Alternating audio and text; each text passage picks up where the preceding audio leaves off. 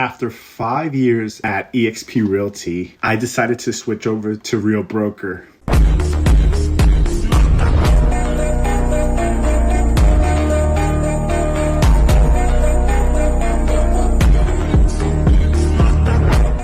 Now, this video is not here to bash EXP. I actually really love the company. I have so much respect for Glenn Sanford and what he was able to build up. I give him props. He is the originator of a cloud-based company, but like how every initial company starts up, there's always like little flaws here and there that if the founder and whoever is building this company doesn't fix it, eventually a competitor comes around and actually makes it better. And that's what I've realized about Real. Real came after EXP and they were able to make a more enhanced version of EXP with every little aspect about the company is just so much better. So that's what I'm going to be talking about in this video, why I switched over to Real Broker from EXP, and let's get into it. Now, I'll be honest, when I first heard about Real Broker, I thought it was just a cheaper version of Exp Realty. Sure, their cap was $12,000 and EXP's was 16, so it was like a $4,000 difference. It's just a cheaper version of EXP. But then as you really dive deeper, there was just so many more things that just made this company so much better. And once you take yourself out of the picture and you think about like people in your group, people in your team,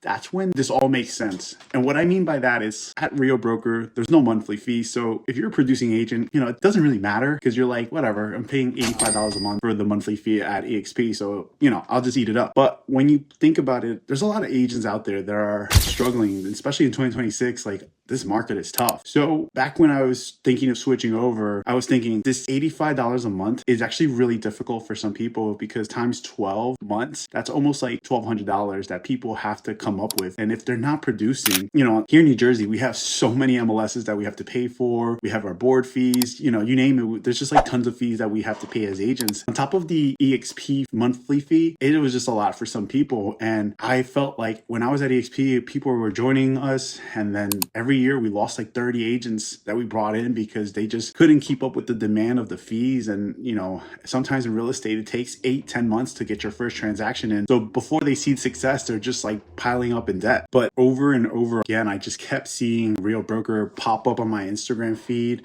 It was just so clean. Their marketing was so on brand with the way at least I run my business. If you follow me on my Instagram, you'll see that like I really care about branding my listings. I care about how I present myself on social media. So it just really went with my brand, and Real just kept popping up on my feed, popping up on my Explore page. There was Sharon who was pumping out so much content. And now Tamir's doing so much great content. Follow him on Instagram. Like, he's just posting motivational posts after motivational. And honestly, like, he's just someone that I wanted to be aligned with in leadership. So that was one of the big deciding factors. It's just Real kept popping up on my social media. Unfortunately, EXP, like, their branding wasn't aligned with my brand. So one of the main reasons I really came over was because of the social media aspect of Real Broker.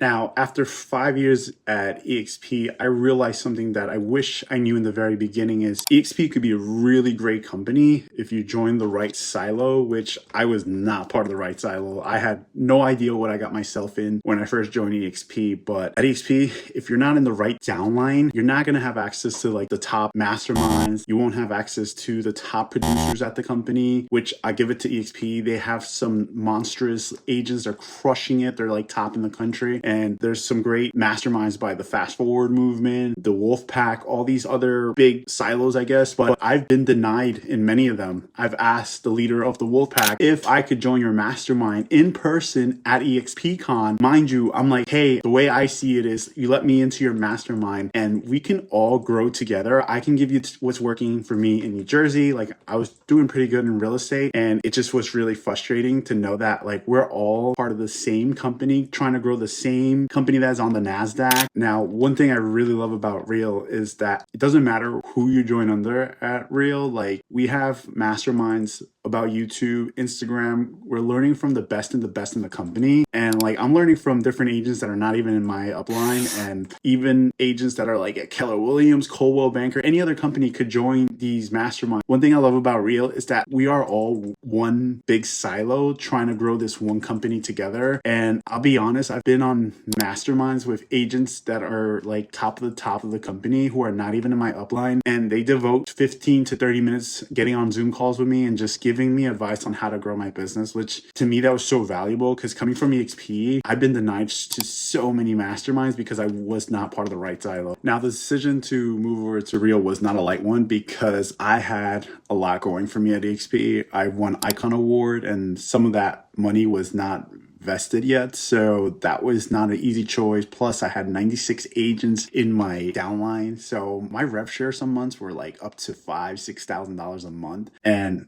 walking away from that and restarting was one of the toughest choices. But I just knew in my heart that like I had to start at a company where it was just so much better. I sensed that like switching over to Real was just a better opportunity, and quite frankly, I was right. Like after 1 year, I was able to grow my network at Real to 117 agents. My rev share is just as good as it was at EXP. And one thing that just always didn't sit well with me at EXP was that tier 2 always paid the most to your upline versus you, which it made no sense to me. At Real, tier 1 pays you the most, which is quite how it should be, because if you're bringing on that agent, you should be rewarded for that, not your sponsor. Now, I'm also based out of Bergen County, New Jersey, so it's a really competitive market, and sellers actually do their due diligence. They will research the company. And one thing I was noticing is when I was going on listing appointments at EXP, sellers kept looking up EXP, and some actually brought up the sexual allegations, and